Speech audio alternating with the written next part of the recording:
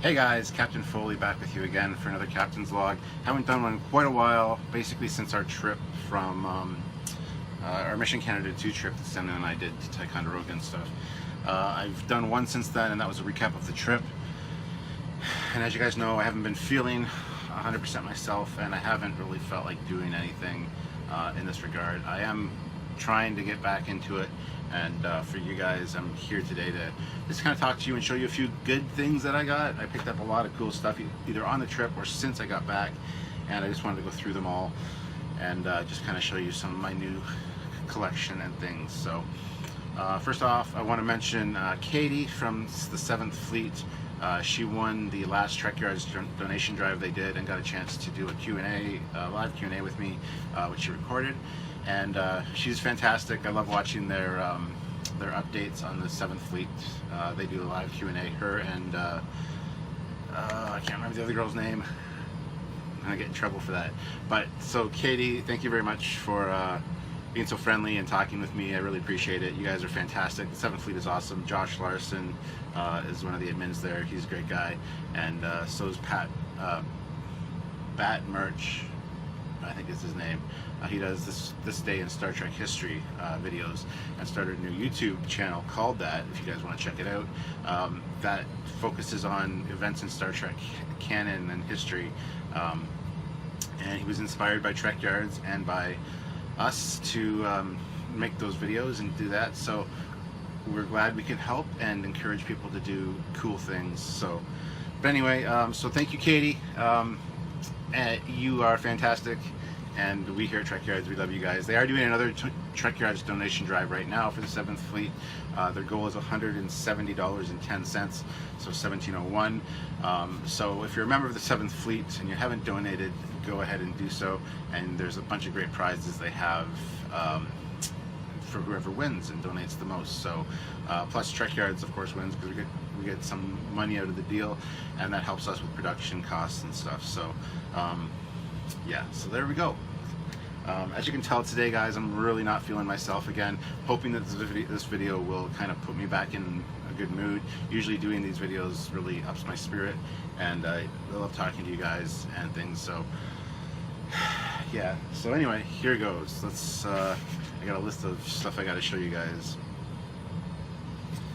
First off, when we were in Ticonderoga, we went up with the Star Trek Online guys. They're actually right now in Las Vegas. This is being filmed on the 12th of August.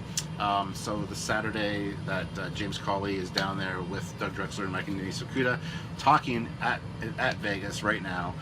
So I'm kind of bummed that I'm not there as well. I would love to go again. Last time I went was 2013. Planning on going next year, just as myself with my wife, and you know, it's not really Trekyards related, but I really plan on going down there again next year because I really miss it, and I'm kind of seeing all the posts from there is kind of depressing because I'm not there. But I mean, what are you gonna do, right?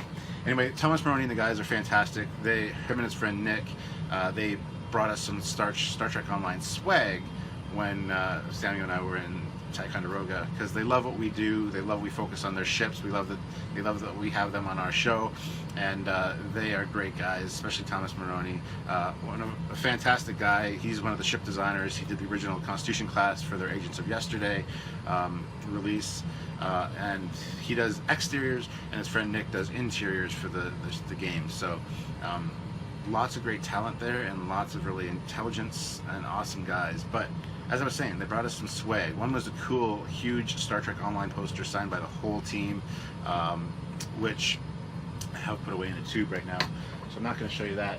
But it looks exactly like this. This is the Star Trek Online game. This one is also signed by the entire crew, so you can see some signatures on there.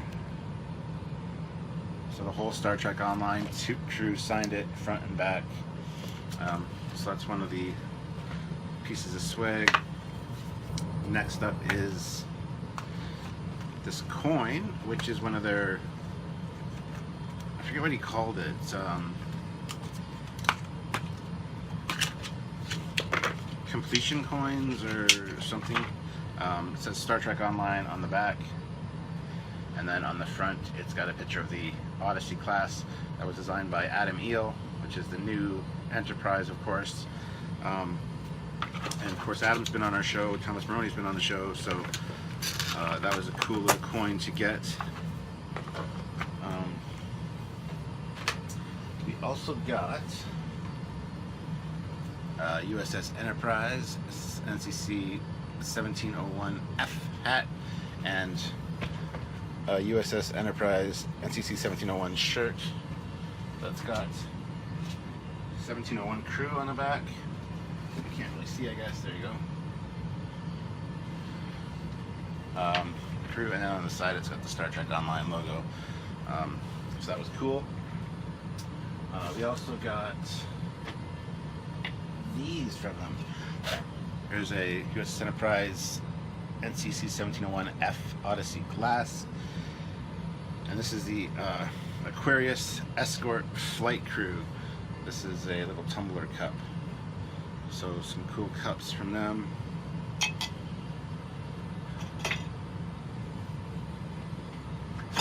Again, great stuff, cool guys, and they're having a great time in Vegas, showing off the Star Trek Online stuff and doing a panel as well. So I hope they're having fun, and hope to join them maybe next year, like I said. So also in regards to Star Trek Online, Denise Crosby has announced that she's probably doing a Trekyards 3, and she has some good ideas for it. Now, I tweeted her and said, have you considered talking to Trekyards for your Trekyards 3? I would love for you guys to maybe tweet her at Denise Crosby and mention Trekyards. Just say it would be cool to have Trekyards on the Trekyards 3 thing. I think that'd be fun. We are huge fans. She says she's got some ideas for what the next one will be about. It would be cool if it was a lot of fan-related stuff in there, because, you know, Trekkies is all about fans. The last two documentaries were. This one, I would love to be a part of it.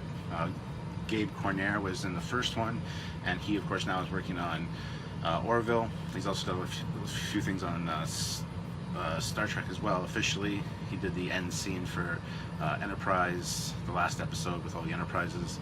And he was young in the first one, so it'd be cool if Samuel and myself could maybe be in this one. That'd be kind of fun. I think it'd be fun. So tweet her and hashtag Trekyards on Trekyards 3 or something. That'd be cool. Not saying it'll happen, but it'd be fun.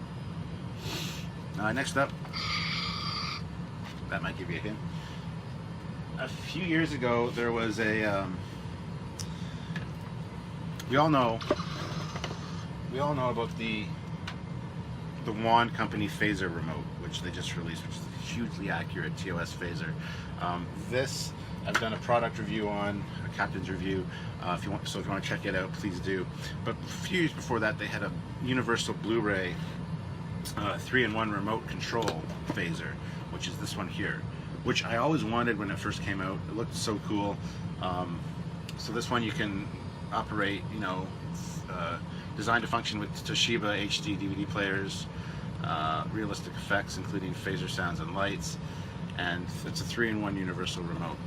So here's the box. My good friend Dennis Hodson, who is one of the guys that helps out with Ticonderoga, acquired a few of these, and he is selling them if you guys are interested.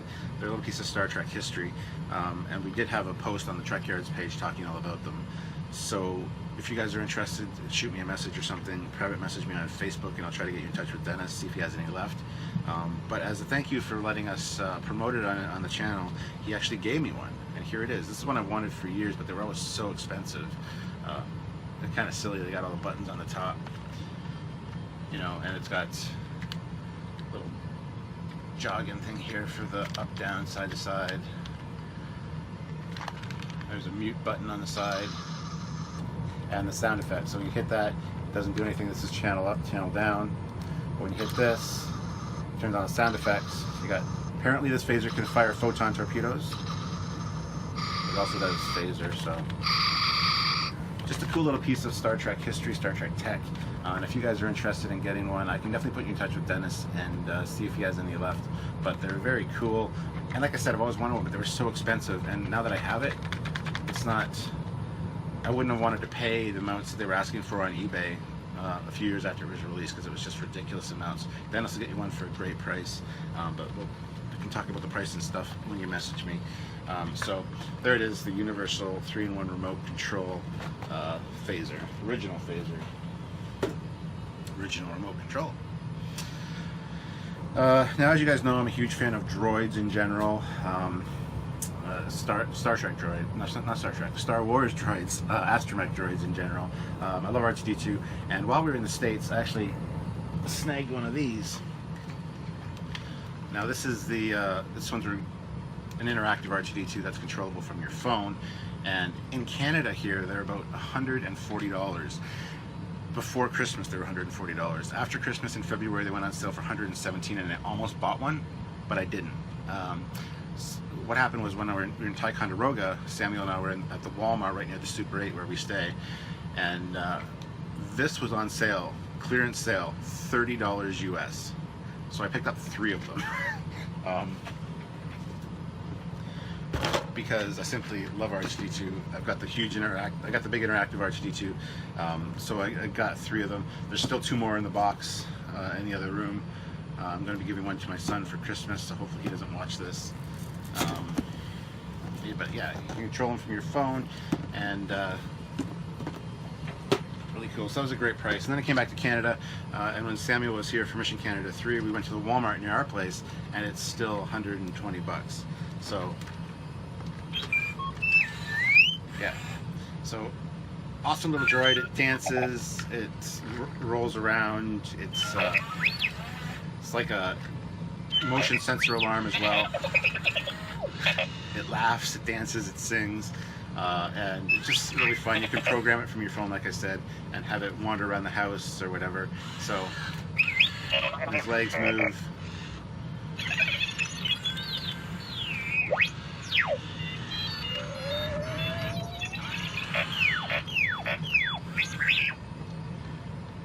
So anyway, I'm just gonna shut him off.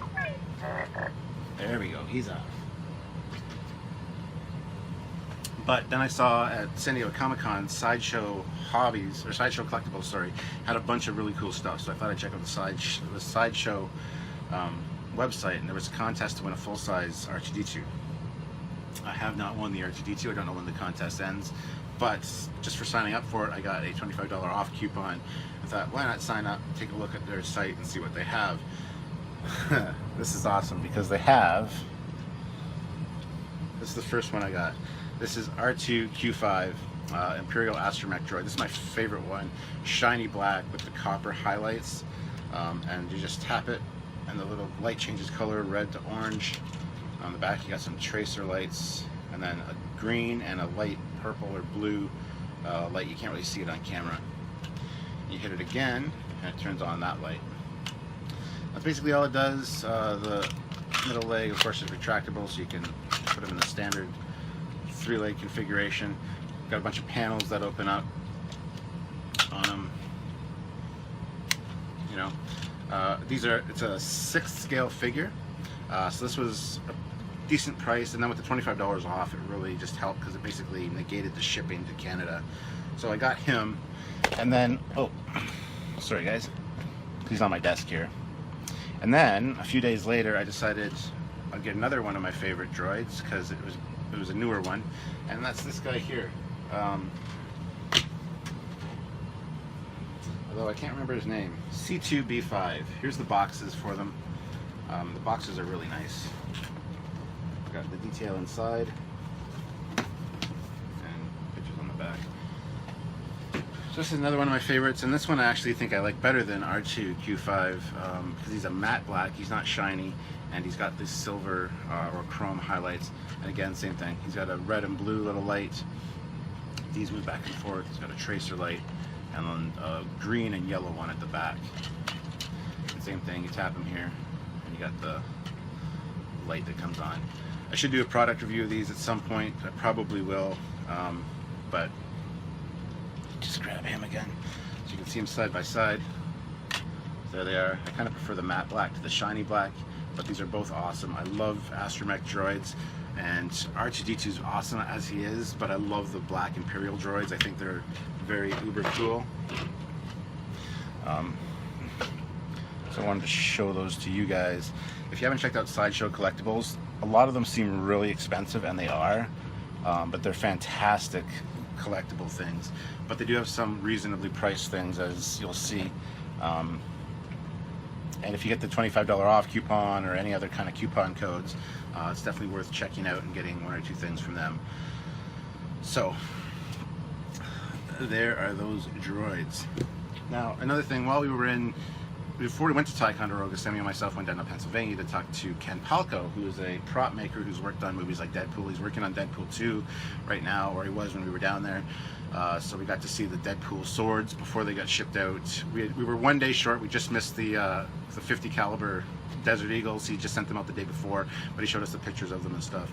So we've seen the behind the scenes things. We've kind of interacted with a bunch of the props and things for Deadpool 2. So we were kind of a part of Deadpool 2, which was awesome to be a part of that. But while we were there, he gave Samuel a replica, because he has guns, firearms, designs them and builds them. So he did them for Battlestar Galactica, the new series, and he gave Samuel a prop one, which was great. But he also gave me this. This is the 40th anniversary Star Trek full-scale phaser kit, and on the back it's got a little message from Ken. To Stuart, it was awesome having you stay with Melissa and I. I also want to thank you for making me part of your show. It's been great talking nerd this past couple of days. We had a good time when we were there. We were there for a few days, and got to film a bunch of segments with him, which are going to be called Star Trek Fleet Yards Armories. Because he's, like I said, he's worked on many different television shows, some that are upcoming, which we've filmed episodes for that will be released after the show comes out, others that have already come out, of course. So we'll be releasing those shows soon. I don't know when exactly. We need to get a Fleet Yards Armory opening done and all that, and get that show kind of hashed out. But it'll be cool to see that stuff and hear Ken talk. He's got great stories. He's an awesome guy. We had a great time hanging out with him. So, but anyway, this communicator is a certificate of authenticity. This one's numbered.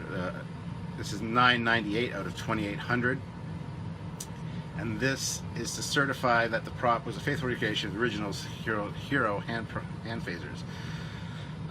They have fiberglass shells, ingenious old school internal mechanism that have been carefully replicated to look and function exactly like the original screen used pieces. This kit is a combination of the very finest materials, years of meticulous research, and my own personal obsession with this prop. It represents an unparalleled effort to bring a completely accurate recreation of the original filming prop to the Star Trek enthusiast, and that's signed by John Long, president of John Long Props and Models Incorporated. So inside you got your standard instructions, and then you got the fiberglass castings. These are molded right off the original Hero props, as it says. So they're actually fiberglass. I gotta find a way to construct this. You got the little metal rails for the side. All the internal mechanisms, springs, brass pieces, wires. There's actually, when you turn the wheel on this one, the little light in the front. When you turn the wheel, this thing pops up and the little light in the front comes out and turns on. And there you can see it's on in the picture there. And that's so the special effects guys could find out where to put the beam. So it's all metal pieces. They're all aluminum and brass machine pieces that go on. So I'm looking forward to building that at some point. And thank you very much, Ken, for giving me that. That's incredibly awesome.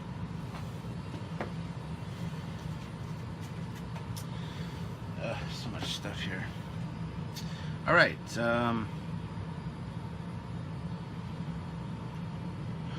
Another thing, one of our fans, somebody I talked to on Facebook Messenger quite a bit, who lives in Japan, sent me these randomly one day. These are the old miniatures, miniature series #1. This is the Constitution and the Federation class. They're little miniatures. They're exactly like this one here. Exactly the same. So it's cool to like have a box, the original box with it, with the things on it. You open them up and they're in little baggies. I gotta still build them, of course. But there you have it. There's that one. These are straight from Japan too. And then there's this set as well, which has the Saladin class and the Ptolemy class tug with 2 cargo containers. I don't know if it has 2. It looks like it has 1 on the back. But so I do have a Dreadnought and a Scout here. I don't have a Constitution class. Well, I do now, or a Ptolemy. I got those now. So looking forward to building these at some point. This one's still sealed. I haven't even opened it. And those are Japanese boxes, and another cool little thing to add to the collection. Another thing, I had the opportunity a little while ago we went over to our friend's place, Emily, and she just purchased a new game. It was $60 Canadian, which is kind of pricey, but I managed to find it on ThinkGeek for $25 US. And it was during their free shipping to Canada event, so I got it actually at a really good price. I got a whole bunch of other stuff with it shipped as well, but it's Star Trek Panic. If you guys haven't played this, it's like a tower defense game. It's fun as hell, and it's actually quite difficult. And it's based on Castle Panic by Justin DeWitt. I'll show you some of the box pictures here. And you build a little cardboard enterprise that's inside there. You get cards, and you have ships attacking you. You need to roll to defend and put up shields and things. It's really fun, and it is called Panic for a reason, because you're scrambling a lot of the time. And it's got a great instruction booklet, great full color photos of the pieces.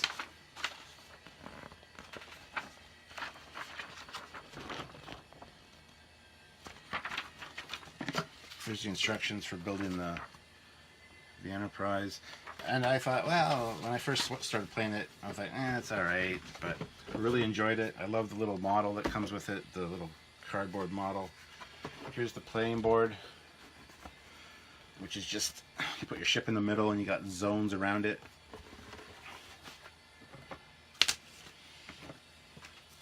There's little cards. I haven't opened those yet.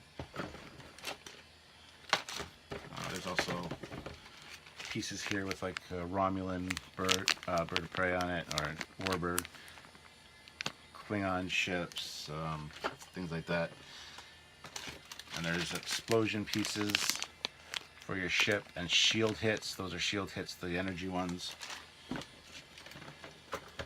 And then clear blue shielding. They're pure plastic. And here's the ship itself. I've actually constructed it already. And it's cool because there's damaged sections, so if you get enough damage, you get damaged hull pieces that fit on top of this, and looks like the hull is damaged. So it's really cool. If you guys are Star Trek fans, which I'm sure you might be, considering that you're sitting here watching me, I'd recommend checking it out. Get it for a good price though. I think 50 or 60 bucks is a little too much for it personally. Like I said, I got it at a good deal, and with free shipping I really couldn't go wrong. So I thought, why not just scoop it up. I don't know when I'll ever play it with anybody again, but at least I have it.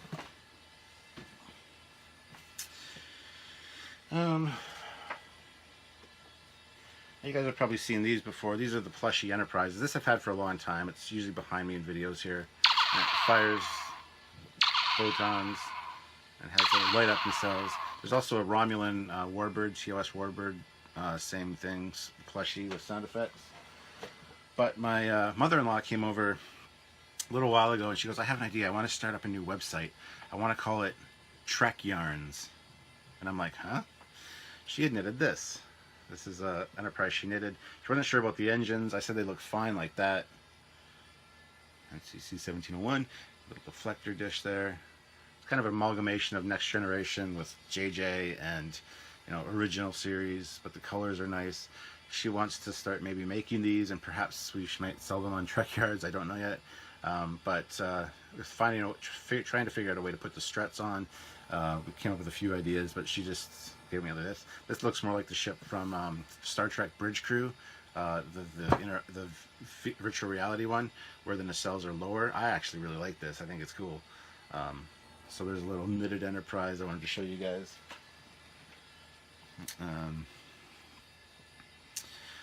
Also, there's an app on the... Well, actually, I've seen them advertised on Facebook as well, but there's an app called Wish and an app called Geek for my phone where you can get, like, products. It's basically shopping for cheap products that get sent from Japan. And they had some Enterprise miniatures. I'm going to grab those. There's 2 Enterprise miniatures and a Defiant. And they were a great price. These are usually more expensive. I actually got one of the expensive ones sent from the same guy that sent me the little Starfleet Battles miniatures from Japan.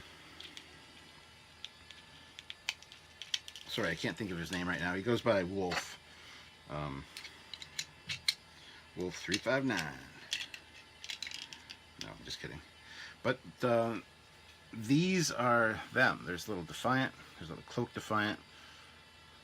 There's a little bit of paint problems with them, but I'm going to talk about that in just a second. There's the refit Enterprise. And these I got for like, I think $3. And I'm like, that's a great price. But there's a reason that you get them for such a great price. These, here's the TOS one. These ones are not perfect at all. These are rejects from the factory. So they're basically just rejected bad molds. They're very bumpy, very textury. A lot of the proportions are off. The saucer's on crooked. The engines are crooked. It's not a good fit here. So if you're going to order these, don't expect something to be perfect because they're definitely not. Here's the refit. The problem with the refit is if you look at it directly head on, the saucer is really crooked. Like really crooked. See what I'm saying? I mean, I could break it off and re-glue it, but also the stand is very weak and wobbly. The Defiants are pretty good. They're in pretty good shape. There's really not much you can fuck up on a Defiant. The paint's a little bit wonky in a few spots, but overall, that's the way it is. Also, every one of the stands, every one of them is the NX-01 Enterprise stand. So, I mean, if you see them on the Wish app for a good price, they're good enough to add to your collection, but don't expect them to be perfect. They kind of are what they are. But speaking of little miniatures, one of the Trekyards fans, a guy by the name of Greg McFarland, came up and visited me one day for, he was actually heading to Toronto for a concert. Him and his wife wanted to stop by London and have lunch with Sylvia and I. So they did that, and they're fantastic people. He's a chiropractor, and like I said, they live in Michigan. They live about 2-3 hours away, so not too bad. I've been talking to him ever since via Messenger. Great guy. Really love hearing from him. He always wants to ask me nerdy questions. He has nobody to talk nerd with, and so he's really happy that we're talking now. I think he's great. I hope to hang out with him again soon. But anyway, he brought me the Reliant, the Miranda class from Eagle Moss, with the stand here as well. He also brought me a little Spock clock, which Sylvia has on her desk at work right now. But this was actually broken. The roll bar wasn't straight. The torpedo launcher wasn't straight. If you have an Eagle Moss Miranda, you might know what I'm talking about. I broke it off and I re-glued it, and it's actually perfect now. So now I have a Miranda from Eagle Moss. Slowly kind of getting an Eagle Moss collection because they're not really available in Canada here, which is a shame. But I've got a few of them now, and continuing to build the collection, as it were. So there's that. Also, 'tis the season. Got a call from my Hallmark store. Every year they put aside some ornaments for me. Of course, the Star Trek ship and the latest G1 Transformer. So I picked those up. We got the Franklin and Soundwave. Here are the boxes. Nothing fantastic, but went and picked those up. And here it is here. Here's the Franklin. It's got some texturing and weathering on it. There's the battery compartment. The bottom seems very plain to me, but you push the button there and the nacelles light up. They're a nice orange color, and of course the bridge window lights up. But that's a cool little thing. I love the glow that the nacelles put on the saucer here. So this will be on the Trekyards Christmas tree, which is always right behind me during the holiday season.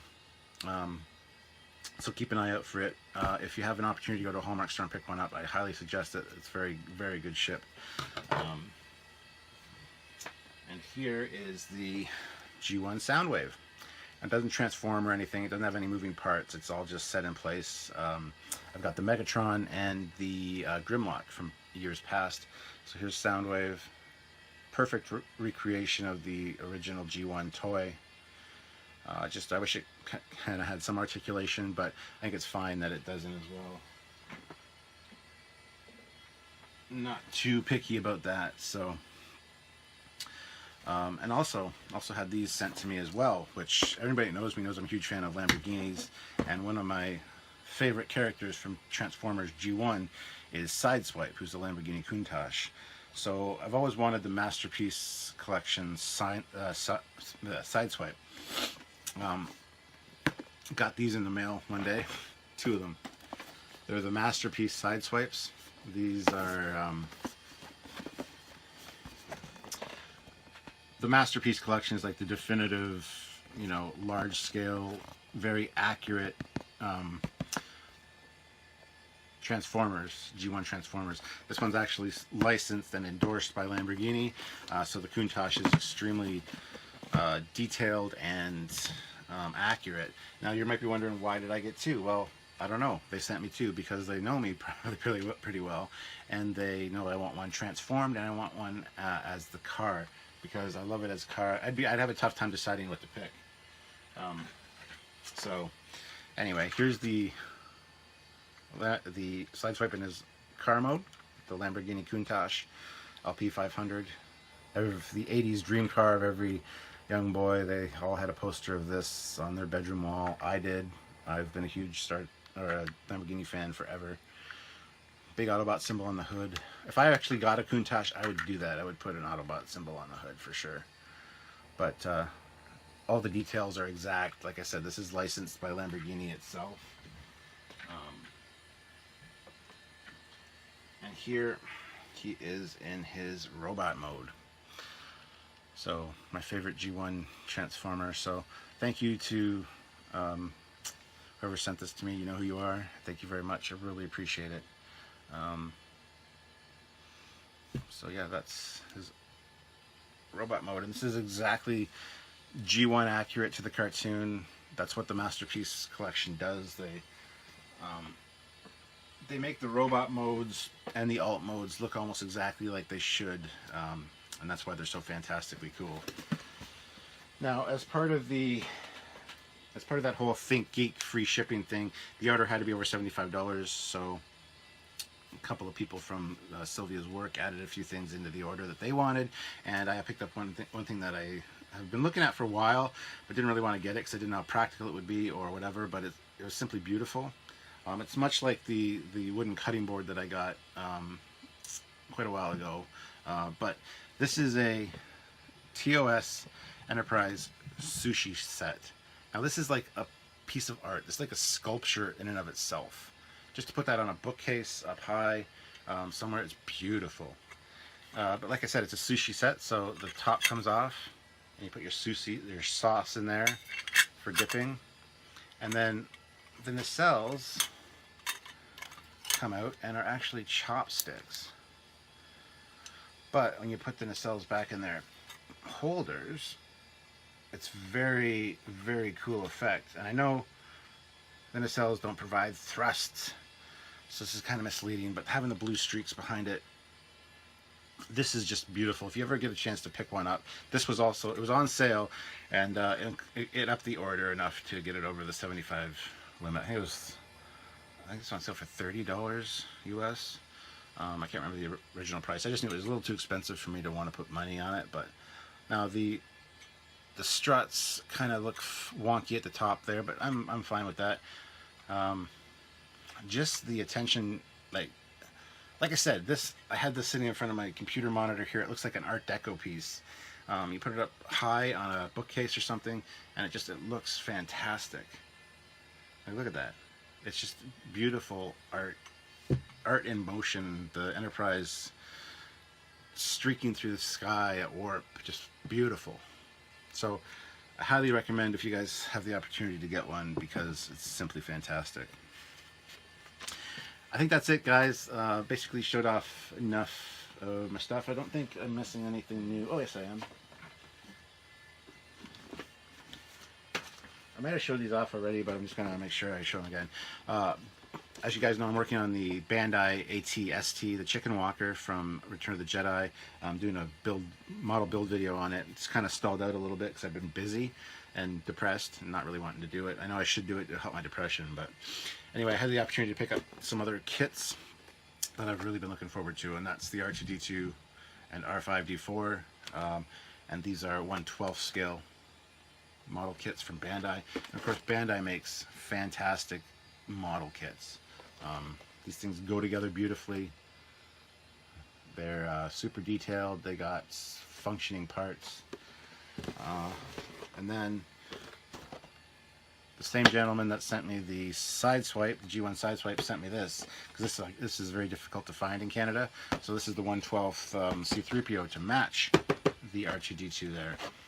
There he is on the side with R2-D2. And all of his features, different hands, the communicator. He's got two faces, one with a dent, one without. And this model kit is actually fantastically beautiful because it's gold plated, like it actually is the color of C3PO. So here's the Black Series C3PO with the kind of dull gold, and here's the actual shiny gold Bandai, which I'm looking forward to making. So I will do a build video on that as well. You also have the option to do the silver leg or 2 gold legs. I'll do the silver one, of course, from the original Star Wars. So there you have it, guys. That's all the stuff. Hopefully you guys enjoyed taking a peek at it. Let me know in the comments below if you have any of these, if you want to get any of these. If you have any questions for me, let me know.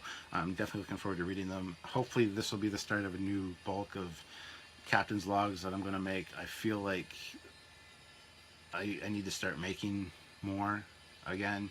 And I apologize for not having done so in a while. I really feel guilty about that. Oh, there's one other thing that I got from ThinkGeek. Hold on, I'll go grab it, and you gotta see this, it's really cool. Sorry about that, I'm back. So I was perusing the ThinkGeek website during their sale. I found this, an Enterprise D. Now what's so cool about this Enterprise D? Well, the bottom is magnetic. It's also got a huge hole here, but I'll show you what it does. Here, I'll turn this here. Move my calendar. So it's magnetic, so you stick it to your fridge or whatever else you want to. You grab it, take it off. Saucer separation capability, first of all, so that's cool. Like a little mirror there for some reason. And then, I'll turn back this way for a second. So you got this. You got your beer of choice, Star Trek 50th Anniversary Ale. I'm going to open it, and it's got sound effects. So it's a bottle opener, a little magnetic model almost, and a little sound effects chip in there, so when these metal pieces make contact with the cap, you get different sound effects.